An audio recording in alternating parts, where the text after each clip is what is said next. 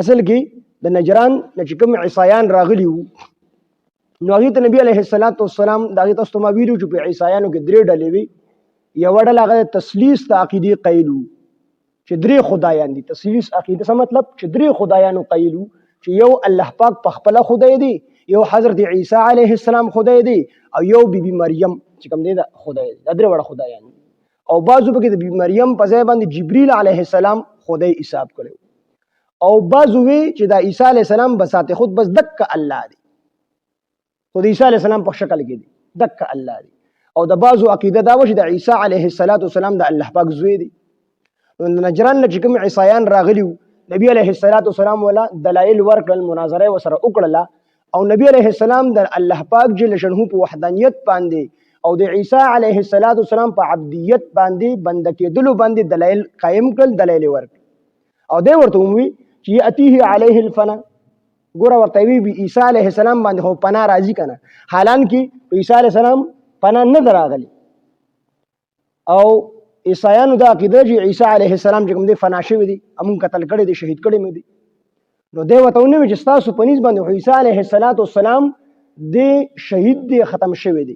خو دی ورته یاتیه علیه الفنا، دا خبره خو منی چې عیسی علیه السلام په پناه راځي. نو ورته وی نو وی په الله باندې پناه نه راځي.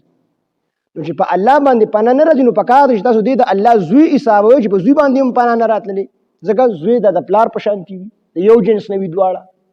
لکه د انسان نه انسان پیدا کیږي، د میخې نه میخه پیدا کیږي، دغه نه د غوی نه غوی پیدا کیږي، د غوانه نو د یو جنس نه وي. نو چې څنګه په الله باندې پناه نه راځي نو د په کار چې عیسی علیه السلام پناه نه راځي، او تاسو چې پناه پې راځي نو د څنګه د خدای زوی شو، نو نه الله دی او نه د الله زوی دی. دغه رنګې دلایل پې قایم کړل. خو دوی بیا خپل تکرار کوو. نو الله پاک نو د عیسایانو ووی دغه نجران نه چې کوم عیسایان راغلي په دې مناظره کې نبی علیه السلام ته چې ته وایې چې دا عیسی علیه السلام د الله زوی نه دی، نو دا راته ووایه چې ماشوم خو بغیر د پلار او د مور نه پیدا کیږي، د مور شته دی خو پلار یې نشته، نو پلار راته ته وښایه موږ خو الله ګڼو عیسایانو دي، خو چې ته الله نه ګڼې چې د پلار الله نه دی او عیسی علیه السلام د الله زوی نه دی، نو دا د عیسی علیه السلام پلار خو راته وښایه کنه، بل څوک خو پلار یې کنه.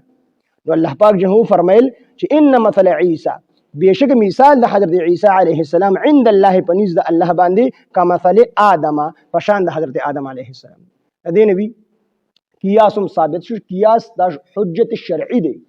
الله پاک حضرت عیسی علیه السلام دا په حضرت آدم علیه السلام باندې قیاس کړ چې تاسو ته خدای او ناشنا غوندې خبر ښکاري چې عیسی علیه السلام بغیر د پلار پیدا دی، نو دلته دې د الله زوی ګڼئ، نو هلته کې آدم علیه السلام بیا د الله زوی وګڼئ کنه، لا یعوذ بالله.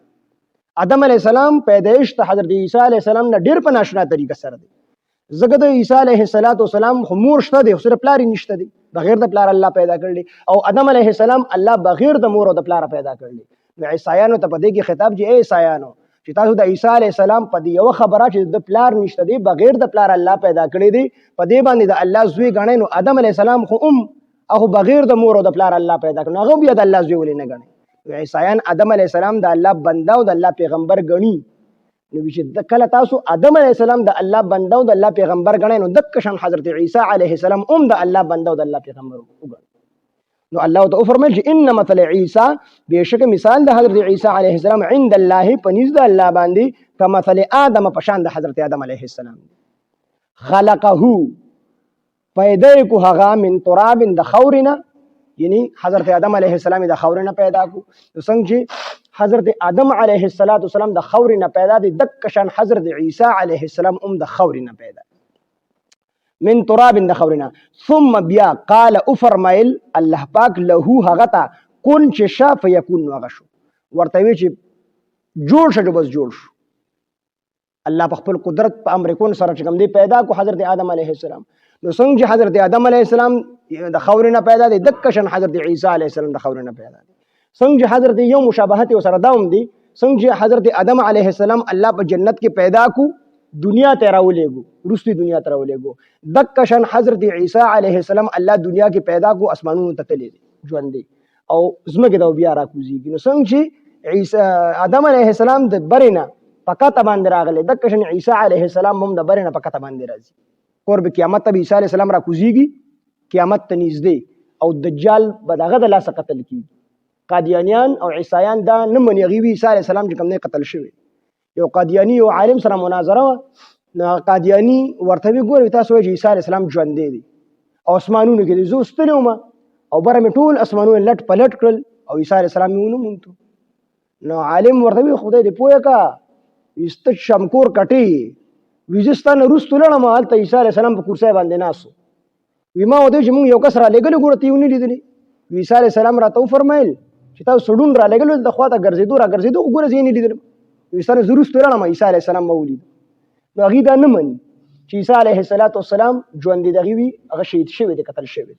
نو عیسی علیه السلام څنګه چې آدم علیه السلام الله جنت کې پیدا کو د جنت نه بیا آخره کې دنیا ته راولېږو، دقه شان الله پاک چې عیسی علیه السلام دنیا کې پیدا کړی دی خو به بره تللی دی اسمانونو ته، الله اوچت کړی دی او قرب قیامت ته بیا راځي دنیا ته، واده به یې کېږي بچي به یې کېږي، د هغې نه وروستو به بیا چې کوم دی وفات کېږي. نو دا مشابهتونه دي د عیسی علیه السلام د حضرت آدم علیه السلام. دې کې دې طرف ته اشاره ده چې څنګه حضرت آدم علیه السلام عیسایانو تاسو د الله زوی نه ګڼئ بلکې د الله بنده او د الله پیغمبر یې ګڼئ، نو دقه شانتې حضرت عیسی علیه السلام هم د الله بنده دی او د الله پیغمبر دی، د الله زوی نه دی، د پلار نشته دی او د آدم علیه السلام نه پلار شته او نه مور شته، الله پیدا کړی.